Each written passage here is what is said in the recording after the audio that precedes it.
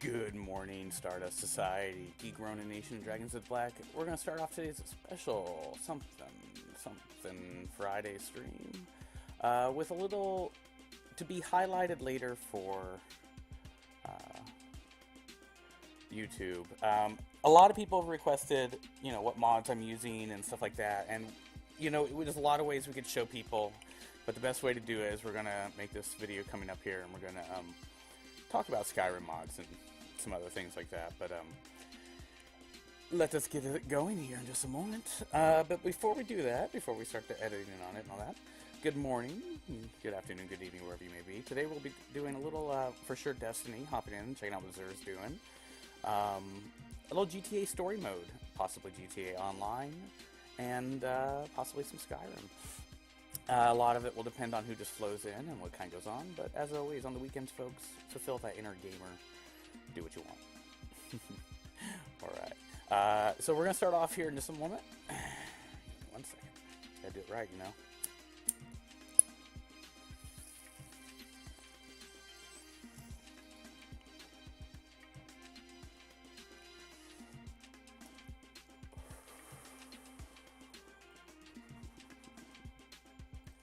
Alright, classic echo. Alright, so what you can see here, of course, is my desktop. Now, the reason I'm showing you this little bit, even though it's kind of silly, is I think it's important to see. You should see these things on there. One, we're going to talk about how to fix your crashing desktop being definitely less frequent. Still, if you're using mods, it can always happen. So, first off, memory block shortcut. This is a memory block counter. This is how Skyrim actually works, and I want to thank Gopher for making the video that showed me all this. We'll put that link below our YouTube as well. Alright, so on average, there's 2 blocks of memory set aside for Skyrim. Block 1 and Block 2. Block 1 is 256 megabytes by vanilla default. So is Block 2. When Block 1, this is my last game right here. This is a log. This is actually a mod you can download. I'll let you be able to see this. You can see it starts off with 85, 85. As we go down, we're going to see a lot more start to pop up into the first. 150, 60, 70, 200, 250. Now, here's what's interesting. I just quit playing last night. I didn't crash or anything by any means. The first block is 256 megabytes by default. When that fills up, it's supposed to swap over to the backup cache. The downside is, whether it's PlayStation, Xbox, PC, when it hits that 256, there's a program issue where 95% of the time when this number hits 256, it just crashes. So my game was about to crash to desktop, or possibly just freeze the computer altogether. For people on Skyrim, it's a freeze, and they have to reboot their system, and Xbox as well. Now, this mod and other things that I'm going to show you will allow you to simply fix that by doubling the first one's memory. So if I break 512 megabytes, this will still probably crash. I have yet to break 300 or 350, so it's not that big of a deal. So that's the memory block log. We're going to talk about that more later. But that's basically what happens when your game crashes with Skyrim. And I'm sure Fallout's about the same, and with the Gek out, we're going to start seeing Fallout stuff cleaned up. We'll be bringing Fallout back to the show as soon as Far Harbor comes out. Alright, second thing you want to see on your desktop that you see on mine is this right here. Script Extender, SKSE. Now, I just installed mine via Steam. I have no problems, so you can go do it. Now we're going to open up the Nexus Mod Manager. Now, we're going to point out a few of the key mods we think you should try. The links will be down below our YouTube channel, video highlight of this later. You can look down below if you're watching this on YouTube right now. Alright, so first off, you can see I have them simply put by alphabetical, uninstalled, and installed. Uninstalled, I have quite a few up here, which I haven't got around to play with yet. So first thing, we're going to start off with just one at a time. I'm going to go ahead and open up the name. Alright. Because that's really all I care about. So, except it didn't open the name. This has always been kind of something that's like a really pointless bitch and fit, but man, the this has always been, there we go. Alright, so first things first. First and foremost, the map for Skyrim is low res, no roads, with fog and clouds, which isn't even realistic to the weather patterns that are going on in that area. Quality world map of Solstheim and Skyrim, a must. Whether you're using any other mods, that one alone, it's not going to fuck with your performance. Do it. CBBE. Must for all modding on Skyrim and Fallout. Just do it. It's done and simple. The unofficial patch of Skyrim is a must. The unofficial Dragonborn if you have that DLC, Hearthfire, and Darngard. Trust me, if you do not have this one, the unofficial Skyrim patch, you will have issues and errors, and a lot of mods will not work without them. Immersive weapons, a must. Immersive armors, a must. These are not performance issues. These are not going to like add FPS issues and stuff, so don't worry about them. Just put them in there. Pure waters, and there's a lot of water mods out there. I'm going to play with various other ones as well, but at least get one of them pure waters. Climates of Tamriel can be a system tax or more rains and snow and stuff. Can see FPS and crashes if you don't do the fixes that we talked about just before this, and we're going to talk about a little bit after this. Alright, here we have footprints. Now, footprints is just a mild novelty one, but it definitely adds some realism, especially because you can tweak it to have longer lasting and more footprints, and you can actually use them to track things if you want. It's up to you. Snow, sand, and mud. That's where only place you're going to see them, of course. One of my favorite mods, the book covers. Someone went back and drastically, beautifully redid all the vanilla generic book covers. It's beautiful. Apocalypse Magic of Skyrim adds more magic spells to the game. Definitely worth it. Not really an FPS killer. Just make sure that, you know, like I said, when you're dealing with mods, you have to make sure they talk to each other well and are doing everything right. Enhanced blood textures. Now, this also changes some of the fighting physics, and you can even change via the menus in the game from 0 to 100% how frequently the kill cam pops up. You can make it like 100% time on the last character or whatnot. Gray, Ohio, thank you. Hello. A must, folks. You must use this one when doing the mods. Sky UI. Some people say SKY, but Sky UI. Now, Campfires is an amazing mod, which we have not shown on the show the last couple times, but you basically get to set up tents, make fires. There's a camping skill tree you manage through your campsite. Very, very great mod for those that just want a little more immersion. Now, if you want, it's same artist made one of the best mods I think of all, Frostfall. Frostfall makes the game very serious. You have to be very careful of wet and cold. But they were made by the same artist, and they go amazingly well together. Now, realistic needs and diseases I haven't turned on yet. I'm playing with a lot of mods that kind of touch on that immersion, and I don't want them overlapping, so, you know, one at a time. Always turn on one mod at a time, play for a half hour. That way if you have an error, you know it was the last mod or something new. People have asked me constantly which horse mod. There's really only one horse mod you need, convenient horses. We're not going to go into detail of each mod and what they do, because we do that while we're playing Skyrim. We'll do that while we're playing Skyrim too, and talk more about these. Cloaks of Skyrim. This one goes amazingly well with the Campfire and Frostfall, adding more warmth and dryness, as well as just something that should have been there from the get-go. Now, if you're like me and you're looking for the most immersive, realistic gameplay, then you understand that the HUD is very unrealistic. Immersive HUD made by the very great and amazing Gopher himself. Definitely check it out. It is worth it. Skyrim Backpack, small mod, but totally adds a little more carry weight. Not that much, but immersion visually, which is really fantastic. Because as you put gear on, torches and water bottles and stuff, they pop up on the backpack. Enhanced lights and FX, a must. There's several of these. This is the only one I would recommend because it covers everything.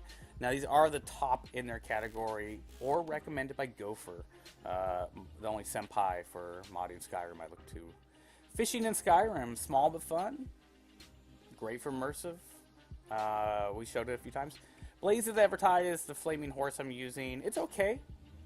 I think it's completely convenient horse friendly, but there's something about vanilla horses I like too, you know. Now this is one of my favorites right here. I need food, water, sleep. We use this all the time. You have to eat, sleep, and drink. I love it. I love it. I love it. Like I said, these are ones you've seen on the Skyrim play lately, and we'll talk about more on the Skyrim play. Now the Asteria, that is a player home mod. That is the Flying Dwarven Ship. Pumping Iron by Gopher again. A very small one that you don't actually pump iron, folks. It's a little misleading on that. What it does is it starts your... When you turn it on, your character goes down to like the vanilla body for his race. You know, no muscle definition. But as you keep doing stuff and sleeping and eating and resting, you can go check a number and watch it grow. And when you strip your guy naked, or girl, you'll see the muscles and stuff growing. Purely visually immersive. You will not see your like character's strength and stuff gain. But it's still really fun. One of the most immersive mods, in my opinion, in this game is so simple and small, is realistic heights. The fact that, you know, you can see a 6-foot wood elf does not make sense, or 3'5", you know, this or that. And the giants, finally having like 15, 20, 30-foot tall giants, you know. It's such a simple little tweak. The little ones definitely, when it comes to immersion, can be the biggest ones of all. Immersive creatures. Now, this is a must, but this is a FPS killer. Your memory caches 1 and 2 megabytes and things will be taxed more by NPCs than anything else. So this is one of 2 mods I have active that greatly tax the system. But my system can handle it, so it's okay. But definitely you can tweak some of the settings of this mod to make it a little less frequent in number, but it really, it's amazing. It adds lore-friendly creatures galore from every Elder Scrolls series game there is. There's something pulled from it at some point or time, kind of coming in from minotaurs to just so much, goblins and things. Cannabis of Skyrim. Now this is not just, you know, a pop-friendly mod. This one actually adds a gardening, growing, medicinal service with those. So it's definitely fun, and we use it a lot. Not just because we are, but because we do. Jagafeld is another amazing house mod that we use. That's our hunting cabin. It actually has a unique style of crafting and storage that was adopted by Bethesda because of this mod and put into Fallout's vanilla game. Spellcrafting for Skyrim. If everyone played Oblivion knows, in older Elder Scrolls games, you could craft your own spells. Deterrations, effects, name. It's back. Now this can be done at the 2 places. The mod maker worked with the maker of Frostfall Campfire, Chesco, and put the ability to build an enchantment table in your campsite. You do have to get things like certain ingredients for it, which is nice. Otherwise, you have to go to the College of Winterhold, and there's a little teeny make-your-own spell area. We haven't played with it yet, but because we're waiting to get our spells higher. One thing I have learned in the past is when you're weak and you start enchanting and making stuff and spells in Oblivion, you're really weak, you'd make these spells, there's no way to delete them. So my character ended up with like 5,000 spells, but only, you know, I don't want to do that this time, so I'm just going to wait till my spell stuff's pushed to the limit. Update. Portable altar add-on right there, totally optional if you're using the campfire. I think it's actually portable, like you can put it down anywhere though, but it's also in there. Really doesn't take too much of your graphic engine card, you know, the graphic card, the engine, your CPU, GPU to run Static Mesh Improvement mod. The artist of this picked a bunch of the most common but should be looking different static meshes and just touched them up. So it's a big mod and it touches a lot of things, but it's not a performance killer unless you're on a really shit system and you're just pushing it way beyond its limit anyways, but then you shouldn't be modding. Moonpath to Elsewhere, it's an interesting mod. I have it turned off right now, as you can see. We'll go back to it another time. Warzones as well. Warzones is actually, I don't think it's that useful, but I don't think you should turn it on until you start the Civil War or right before it. Barred Loot. This is the one that lets me play the loot in the show. Now here's another small yet large yet amazingly immersive mod. Open Cities of Skyrim. When you walk into Whiterun, Markarth, Solitude, the major cities, Windhelm, Riften, you get a load screen at the door. No more. No more. The door just opens and people can come in and out. Now this is good and bad because now the door is open, monsters can get in. I've had frostbite spiders march in, villagers leave the doors open. It adds realism on a lot of levels. It's small, but it's a big mod. I don't think it's really gonna fuck with your GPU, CPU while you're running it, but you better, have some good memory and just be safe.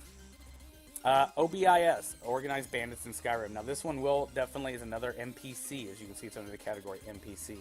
It will tax your FPS, GPU, CPU, and if you do not have the memory block patches in via SKSU, or the other way I'll show you, then you're going to be fucked. It also adds some major battles, which are really nice between the Stormcloaks and Imperials, kind of taking the place of the War Zones. War Zones adds much bigger battles out in the fields. You definitely want to make sure your system can run it. You may even want to turn off like some other ones. I don't know. I haven't turned it on yet. Airship Dev Aveza. Now this is actually an airship mod house like the other one I have, but it's a flying ship. Works great. Here's the problem. It's not set up in any way whatsoever to control via a controller. So unfortunately, when you're in the ship, it just won't move. So the point of a flying ship that can't fly, and I'm not going to play with mouse and keyboard. Gypsy Eyes Caravan. This is another amazing home I have turned off where you get actually a wagon and a cart with a gypsy caravan. I'm going to try it again later. Unfortunately, the AI of the horse pulling it was really fucked up. So it was just really hard to play. Winter Mist, Enchantments of Skyrim. This adds a whole bunch of new weapon enchantments. I've been loving these. Well done. And they keep unlocking as I level. So there's just more and more to find. Anytime you see a weapon enchantment from not vanilla game, it's from this. Immersive College of Winterhold is an amazing overhaul of the College of Winterhold, redesigned in every aspect of the way, from the AI to the interactions to the players to some of the story to the layout to the design. The College of Winterhold is definitely better with this mod. We'll show that actually soon, as one of our jobs is to go deliver some books. Haven Bag, my favorite Adobe Home, like abodes, Adobe Home. Go dyslexia. This one is the bag of holding that I use all the time. It's a bag on your waist. It's a bag of holding. It's a magic bag that it's like the TARDIS. It's bigger on the inside. Flat space technology, whatever you want to call it. This is actually not a cheap. This is actually one of the oldest D&D items in role-playing games. You go back when I was a kid, like in '81, playing TSR role-playing games, first edition, the bag of holding was almost guaranteed to be given to you instantly by your Dragon Master, or Dungeon Master. Long story why I called it Dragon. Dungeon Master. It let you hold a lot of weight. Sometimes they had limits, sometimes they don't. The fact that somebody took that idea and put it into this game is just brilliant. Memory Block Log. Now that is the mod I showed you at the very beginning. Super easy to install, folks. Follow the instructions. None of these are these are all installed through the Nexus. I don't manually install mods. I can, I just don't. Immersive Patrols. Another heavy FPS, GPU, CPU, memory block user, stacking on top of more bandits, more creatures. So, but this one is amazing and a must if you want immersion.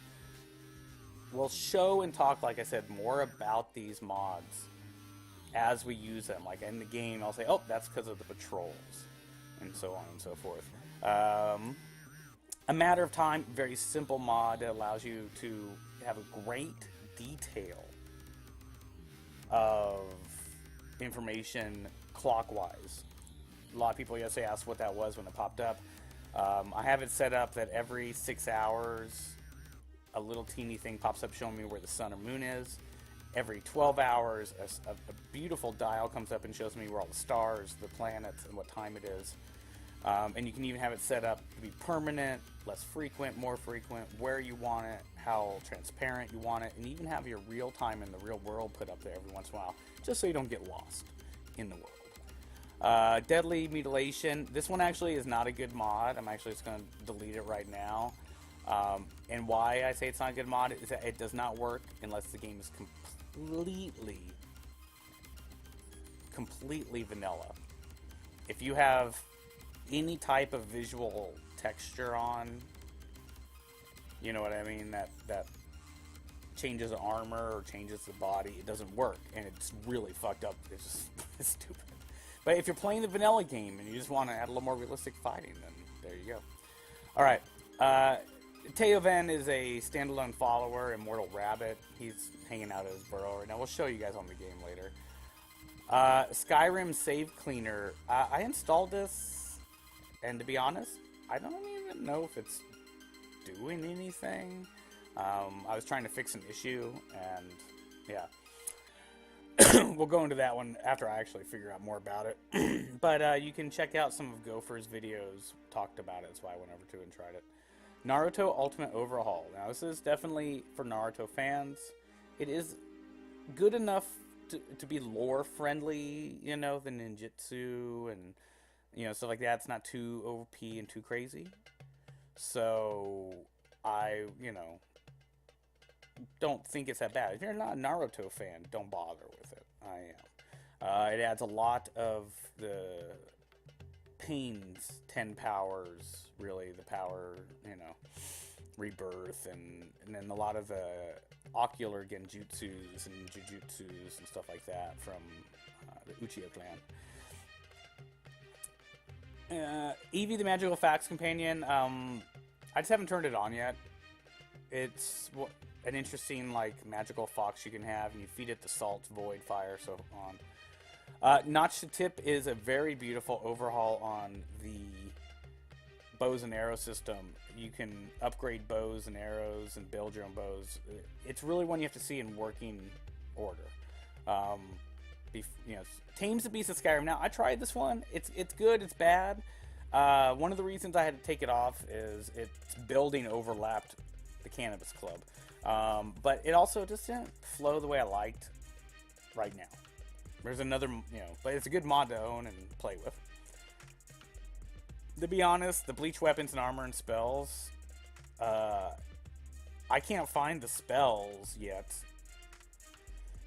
The weapons are okay. They're all doable. They managed to get a lot of the good swords. I like some of them. I think there's some issues, like they're not upgradable and stuff like that. There's not a lot in that department. But they're, you know, like 1 or 2 swords. It's worth it for me. Now, Yoshira, that was the red guard I was playing with yesterday, folks, on the show. To be honest, like, I was having more crash at desktops. And I turned her off. And we didn't play for that long, but we didn't have another crash at desktop. So she just might, you know, a voice program, a mesh program, something in the programming is just not talking to another mod. I don't know, but followers can be one of the most, you know, fucked up ways to, you know, mods. Now, we're going to go back to the top because that's it. I want to go through the ones that are not installed. I've never tried. I'm excited to, but I'm not rushing to. False Scar is a new land you can go to. A lot of praise on that one. I can't wait to try that. Four's new Idols of Skyrim. I need to install this one, but to be honest, like, there's just so much I'm doing right now, so new, that I'm not. If you want to make hunting more realistic, like Red Dead Redemption, skinning, gutting, trimming, Hunter Born. I can't wait to turn it on, but like I said, no major rush. New mods, a lot to discover, and then with all that management, playing the game. Real Vision, another one I want to turn on down the road. This is Samahada, another one of the 7 Swords of the Mist, and some more of them. I will turn this one on down the road. Unfortunately, the Scope Bows of Marksman Edition, I'm probably not going to turn on because the Notch the Tip covered it a lot more realistically than that. A whole castle. Now, this one I'll definitely turn on, but down the road. And the problem when you're doing homes and buildings built by modders is sometimes they overlap. Like, 2 people find the same area, so I got to be very careful where they show up. Ruffled Feathers is like a random collection of mods, environmental mods. I really want to turn it on. Just like I said, not rushing on any of them. I want to have plenty to do. UFO Ultimate Follower Overhaul. This is one that I'm going to deal with once I start bringing followers with me. But until I get the black book that gives you the perk not to kill your followers, I'm doing destruction magic grinding right now. I'm just killing them left and right. It's not worth it. And Wrath of the Nature one, I'm really excited to play because I'm playing a warrior spell druid type wood elf. Major druidic overhaul from spells to powers to quest lines. Something to save for like down the road after we do some more of the stuff. Well, that's pretty much it right there, folks, for what's on my Nexus right now added. Now, we're going to show a few more things here. One, I am using